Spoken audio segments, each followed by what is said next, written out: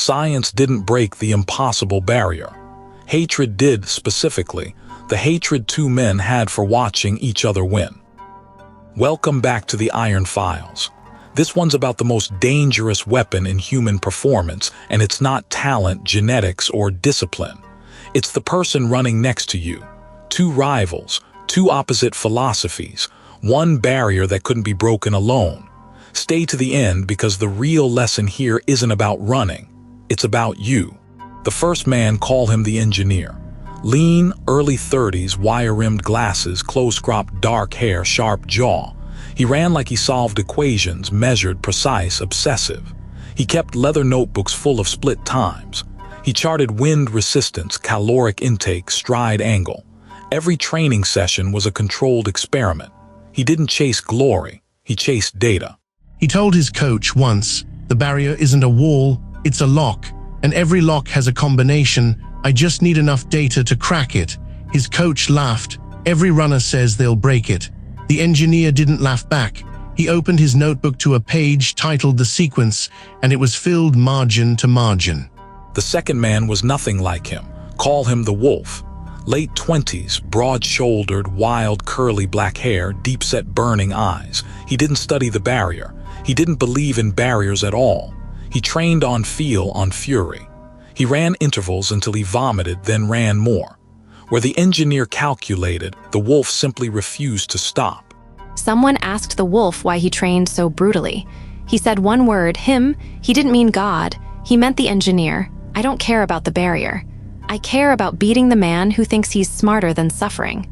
Pain isn't a problem to be solved. It's a door, and I walk through doors." They circled each other for 3 years. Different countries, different circuits, but every result was a message. When the engineer posted a personal best, the Wolf would beat it within a month. When the Wolf won a championship, the engineer would dissect the race film frame by frame. Neither man could rest, because rest meant the other was gaining. The engineer inched closer. He shaved fractions of seconds using a method no one had tried, interval pacing calibrated to his exact oxygen threshold. His times were the fastest any human had ever posted. The press called him the man who would break the barrier. He was 2 seconds away, 2 seconds from impossible. The Wolf heard about those times on a radio in a farmhouse kitchen. He stood up, walked outside into the rain, and ran 10 miles in the dark. No watch, no splits, no plan, just rage and the image of one man's name on a record board. He came back soaked and bleeding from a fall on a stone wall. His host asked if he was all right. He smiled. Then the invitation came. A single race. Both men accepted within hours. The press called it a showdown. The coaches called it reckless. The runners called it inevitable. For 3 years they'd been sharpening each other from a distance. Now the distance was gone. One track, one afternoon, one finish line, and a barrier that had never been broken. The gun fired. The engineer went out smooth, controlled, measured, exactly as he'd planned. The Wolf went out hard, too hard, the coaches muttered. He was burning fuel he'd need later. But the Wolf wasn't running a race. He was running at a man. And by the second lap, they were shoulder to shoulder, and the crowd went quiet. Third lap, the engineer's lungs were screaming. His plan said slow down, recover, surge at the finish.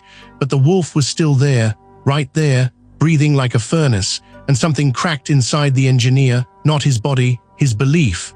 The plan was a cage. He threw it away. For the first time in his life, he ran on pure will. Final bend. The Wolf was dying. His legs were concrete. Every cell begged him to ease off, to coast, to survive. But the engineer was still there, still pushing. And the Wolf made a choice that cost him everything he had left. He accelerated. Not because he could, because the man next to him hadn't quit. And that meant quitting was not available. They crossed the line 1/10 of a second apart. Both men collapsed on the cinder. Both had broken the barrier the one scientist swore would kill them. The engineer lay on his back staring at the sky, chest heaving.